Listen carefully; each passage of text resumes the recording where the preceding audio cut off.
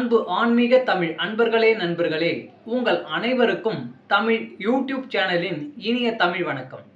தாய்மொழியால் இணைவோம், தாய்மொழியை வளர்ப்போம். வாழ்க தமிழ், வளர்க தமிழ். நமது சேனலில் இன்றைய பதிவு என்னவென்றால், திருமூலர் அருளிய திருமந்திரம் என்னும் நூலில் உள்ள ஒவ்வொரு பாடல்களையும் தினம் ஒரு பாடலாக விளக்கமுடன் உங்களுக்காக அளிக்க உள்ளோம்.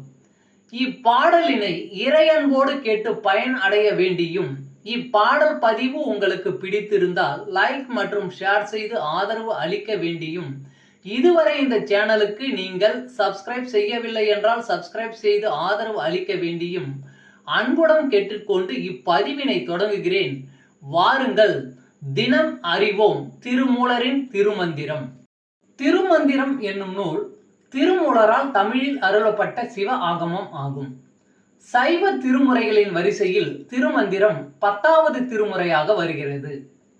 9 தந்திரங்களாக வகுக்கப்பட்ட இந்நூல் 3000 பாடல்களை கொண்டது.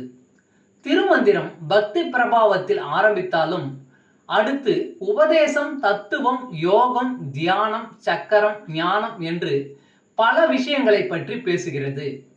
திருமூலர் யோக பயிற்சி தரும் விதம் சுவாரஸ்யமான நடை. அவை வெறும் சூத்திரங்களாக இல்லாமல் படிப்பவர்களுக்கு உற்சாகம் தரும் விதமாக அதன் பலன்களையும் சேர்த்தே சொல்கிறார்.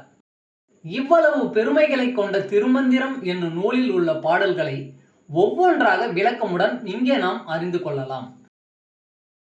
சைவ சமய திருமுறைகளில் 10ஆம் திருமுறையான திருமூலர் அருளிய திருமந்திரம். முதல் தந்திரம் அறம் செய்யான் திறம். பாடல் 260. வட்டியினால் சேரும் செல்வம் யாருக்கும் பயன்படாது. எட்டி பழுத்த இருங்கனி வீழ்ந்தன, ஒட்டிய நல்லறம் செய்யாதவர் செல்வம் வட்டி கொண்டு ஈட்டியே மண்ணில் முகந்திடும், பட்டி பதகர் பயன் அறியாரே. எட்டி பழுத்த இருங்கனி வீழ்ந்தன, ஒட்டிய நல்லறம் செய்யாதவர் செல்வம் வட்டி கொண்டு ஈட்டியே மண்ணில் முகந்திடும், பட்டி பதகர் பயன் அறியாரே. பாடலின் விளக்கம். எட்டிப்பழம் பெரிதாகவும் பார்ப்பதற்கு அழகாகவும் இருக்கும். ஆனால் அது கசப்பு தன்மை கொண்டதாக இருப்பதால் யாருக்கும் பயன்படாது. அதுபோல தனக்குரிய அறத்தினை செய்யாதவர்களின் செல்வம் யாருக்கும் பயன் தராமல் வீணாகி விடும். வட்டி வாங்கி செல்வம் சேர்க்கும் பாதகர்கள் அறத்தின் பயனை அறியாதவர்கள். அவர்கள் சேர்த்த செல்வம் யாருக்கும் பயன்படாமல் மண்ணில் புதையும். ஓம் நம சிவாய். திருச்சிற்றம்பலம்.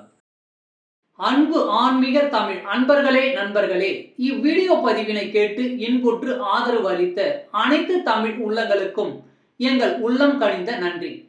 மேலும் இப்பதிவு உங்களுக்கு பிடித்திருந்தால் லைக் மற்றும் ஷேர் செய்தும், இதுவரை இந்த சேனலுக்கு நீங்கள் சப்ஸ்கிரைப் செய்யவில்லை என்றால் சப்ஸ்கிரைப் செய்து பெல் பட்டனையும் அழுத்தி ஆதரவு அளிக்கவும் அன்புடன் கேட்டுக்கொள்கிறோம்.